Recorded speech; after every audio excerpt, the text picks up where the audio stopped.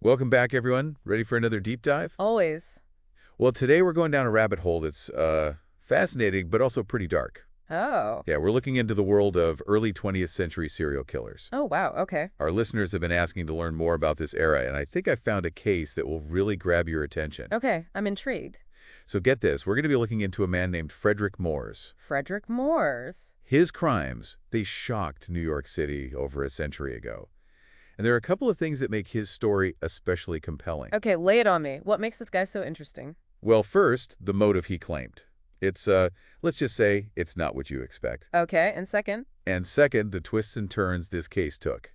You're going to be on the edge of your seat. It's like something out of a movie. I can't wait to hear more. I knew you'd say that. But before we jump in, I think it's important to set the stage, right? I mean, we're talking about a time period that was vastly different from our own. Absolutely. To really understand a figure like Mors, we need to consider the social context, the state of forensic medicine back then, even the way mental illness was perceived. Right, it was a whole different world.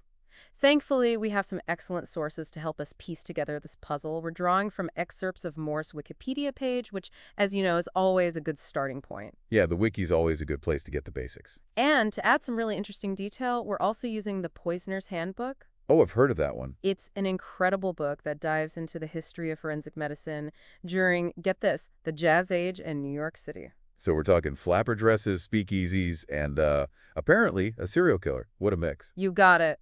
So with all that said, why don't we get into the story? Let's do it. Okay, so who is this Frederick Mors? Well, the thing is, Frederick Mors wasn't even his real name. Really? He was actually born Karl Monarch in Austria in 1889. And in 1914, as Europe was on the brink of war, he immigrated to New York City. Like so many others looking for a new life, huh? Exactly, seeking opportunity in that bustling metropolis. He eventually landed a job as a porter at the German Odd Fellows home in Unionport. It's in the Bronx now. A porter at a home. What kind of place was that? Well, it housed a large number of orphans and elderly residents. So he was working with some of the most vulnerable people.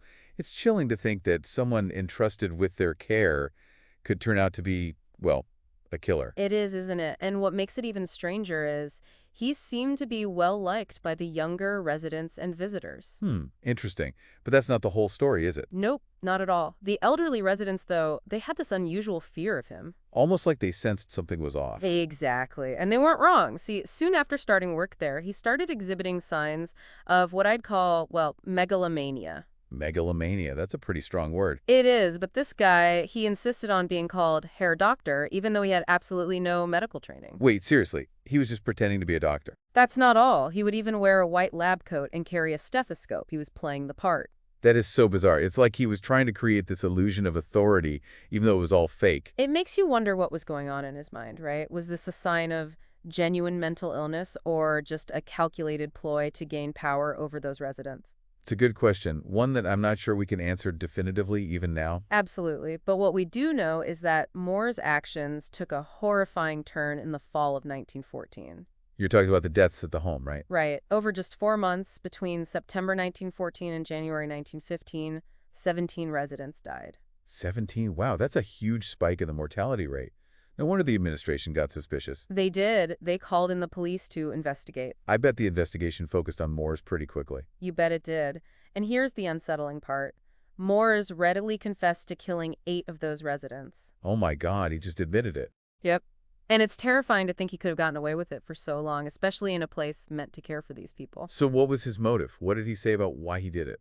This is where things get even more disturbing. Moores claimed he was putting them out of their misery. Putting them out of their misery. What does that even mean? He saw them as nuisances. He actually described his method in pretty chilling detail, too. Explained how he used chloroform-soaked cotton to suffocate his victims. Chloroform. Yeah, and to make sure they died silently, he'd pour more chloroform down their throats and even stuff cotton into their ears and nostrils. That's just horrific. To think someone could do something so cruel and then try to justify it as some act of mercy. It makes you question his sanity, right? It does, but it also makes you wonder about the level of oversight at the home. Were there any warning signs that were missed? Could anything have been done to prevent these tragedies? Those are questions that I'm sure were asked back then, and questions that still resonate today. You know, one of the fascinating aspects of this case is how it reveals the limitations of the systems in place at that time. So what happened next? They put him on trial, right? Well, not exactly. This is where the case takes an unexpected turn. Instead of a trial, the district attorney deemed Mors criminally insane and committed him to an asylum, the Hudson River State Hospital, to be specific. Yeah, hold on. They just let a confessed serial killer, someone they considered criminally insane, walk free. Well, not exactly free. The plan was to eventually deport him back to Austria after his time at the asylum. But Right. remember, mental health and the criminal justice system were very different back then. Yeah, I guess so. And here's another twist. He escaped in May 1916, just vanished. He escaped. A confessed killer, deemed criminally insane, just walked out of an asylum. Come on. It's hard to believe something like that could happen. It really highlights the challenges and limitations of that era, doesn't it? Yeah, it does. But this is just the beginning, right? You said there were more twists and turns to come. Oh, you have no idea. Moore's story gets even weirder from here. Are you ready to dive deeper into this rabbit hole? Oh, absolutely. Buckle up, this escape. I mean, it really makes you wonder about the security measures in place back then. Yeah, like, was this a calculated escape, or did he just slip through the cracks of a system that wasn't equipped to handle someone like him? It's a good question. And, another thing that's been on my mind, Moore's claim that he was performing mercy killings. It's just such a chilling thought, and it makes me think about the historical context of, euthanasia debates. Was that even a concept people were discussing back then? It's so interesting you bring that up because while the term euthanasia wasn't as common in the early 20th century as it is today, the idea of ending a life to relieve suffering, that was definitely around. Oh, really? Yeah, there were these debates in medical circles about mercy killing, and even some public figures were advocating for it in certain cases. Wow, so even back then it was a really complex issue, huh? Oh, totally. Deeply controversial. Lots of ethical dilemmas. So even then, the idea of taking a life, even if you thought you were doing it out of compassion, it was seen as, well, morally questionable. Exactly. And it's so important to remember the victims here, they were elderly, vulnerable residents of a care home. They should have been safe. Yeah, they were entrusted to the care of that institution and its staff, including Moore's. Right. His actions were a complete betrayal of that trust. And it makes you think about how society viewed and treated its elderly and infirm back then, you know? It does. It also makes me wonder about what happened to the German Oddfellows home after all this. Did they face any legal repercussions? Was there public outcry? You know, it's funny you should ask that. Our sources, they don't really provide a lot of information about the aftermath at the home. Huh. It makes you wonder if there were lawsuits, investigations, or maybe changes in policy. It would be fascinating to look into the historical records and see how this case might have shaped the institution and its practices, But but we don't have that information. right. It's amazing, though, how a case from over a century ago can still raise so many relevant questions. It is. It speaks to the lasting power of these stories and how they can help us understand societal issues that we're still grappling with today. Absolutely. And speaking of enduring mysteries, remember Moores escaped from the asylum? Oh, yeah, I'd almost forgot about that part. Whatever happened to him? Well, he didn't just disappear forever. In 1917, he resurfaced in Torrington, Connecticut, living under an alias, Frederick Maurice Benno.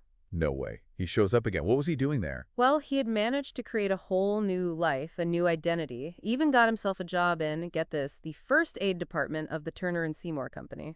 Hold on. The man who confessed to killing patients with chloroform was now working in a job related to medical care. Yep. Pretty ironic, right? It's almost too strange to believe. It makes you wonder, was he drawn back to the medical field even after everything that had happened? Or maybe it was just a convenient cover. Who knows? But here's the thing. He didn't exactly keep a low profile this time either. When he registered for the World War I draft, he used his real birthday. Wait, seriously, why would he do that? Your guess is as good as mine. And if that wasn't enough of a clue, he also sent letters, admitting to the murders in New York. He admitted to the murders. Again, why? Was he seeking attention? Maybe trying to clear his conscience? It's hard to say for sure. Some people might say it was guilt, or a desire to get caught. Others might think it was just a way to mess with the authorities. I could see that. In April 1918, he left suicide notes. And guess what? Vanished again. So this time, he actually might have taken his own life. It seems almost too simple of an ending after all the twists and turns we've seen so far. Did they ever find a body? Well, here's the thing. They did find a body. In May 1923, they found a skeletonized body. They believed it had been there for at least 4 years. It was in the area where Moores had last been seen. So, was it him? Based on a few things, including the type of shoes the skeleton was wearing, the authorities identified it as Moores. So, case closed, right? Confessed killer escapes, lives under a fake name, and ultimately takes his own life. Tragic and disturbing, but at least it seems like there's a clear resolution. Well, not so fast. There's one more detail that muddies the waters. They found 2 bottles near the body, 2 bottles? What was in them? presumed to be poison. which of course raised questions about whether it was really a suicide or if someone else had staged the scene to make it look that way. To silence Mors permanently. Exactly. And that's what makes this case so fascinating, even all these years later. Was Moores just a master manipulator who somehow managed to orchestrate his own disappearance and death? Or was he a deeply disturbed individual who ultimately succumbed to his own inner turmoil? I don't know. It's like we started with a seemingly harmless porter and then bam, confessed killer, asylum escapee, new identity, and a mysterious death that could be suicide or murder. It's a lot to take in. And that's what I love about these historical mysteries. We get this glimpse into a different time, a different way of seeing the world, and we're confronted with questions that challenge our own assumptions about human nature, justice, and the complexities of mental illness. It really makes you think about all the people impacted by this. We've talked about Mors, his motive, the escape, that mysterious end. But what about the families of the victims? Yeah. What must it have been like for them, losing their loved ones under such horrible circumstances and then never really knowing for sure what happened? That's a really important point. It's something that often gets lost in these stories. We get caught up in the mystery and the perpetrator, but we forget about the human cost. Yeah, These weren't just names on a list. They were people with lives, with families. and to think that their last days were spent being afraid of the very person who was supposed to be caring for them. It's just awful. I think it reminds us that while we can learn from cases like this, we also have to acknowledge the suffering they caused and try to do better to create a society where these kinds of things are less likely to happen. Absolutely. So if we were to sum up this whole deep dive into Frederick Mors, what would you say are the big takeaways for our listeners? Well, I think this case really highlights just how complex the past is, how much we don't know, and how important it is to look at history with a critical eye. I mean, we can't ever really know what was going on in Morris's head, what drove him to do these terrible things. We can't know for sure if he died by his own hand or someone else's. Right. And we've also seen how this case sheds light on that time period. The way people understood mental illness back then, the state of forensic science, the criminal justice system, it was all so different. Exactly. I mean, Moore's mercy-killing defense, it's disturbing to us now, but who knows how it was perceived back then in the context of early 20th century thinking. Yeah. And his escape from the asylum, it just shows how differently they dealt with security and the treatment of the criminally insane. Right. It reminds us that history isn't just facts and dates in a textbook. It's made up of real people, societal forces, and ideas that are constantly evolving. For sure. So for those listeners who are totally hooked on this case, and I know there are a lot of you out there, where would you suggest they go to learn more? I definitely recommend checking out The Poisoner's Handbook. It's such a fascinating read. It gives you this amazing glimpse into how forensic science was developing in early 20th century New York City. And it covers some really intriguing cases, including Morse's. Sounds like a great read, and I'm sure a quick internet search will turn up some articles and resources specifically about Frederick Mors and, more broadly about serial killers in that era. Oh, yeah, for sure. It's a topic that people are still really interested in, and for good reason. I mean, these stories, as disturbing as they are, they make us think about some pretty big questions about human nature, about justice, and about the systems we create to, well, try to keep things in order. Right. And even though we may never have all the answers, just the process of exploring these cases, trying to understand them, it's intellectually stimulating, but it also helps us understand ourselves and the world around us a little bit better. I totally agree. So until our next deep dive, stay curious, everyone. Keep those questions coming. And remember, sometimes the most fascinating journeys are the ones that take us through those dark corners of the past.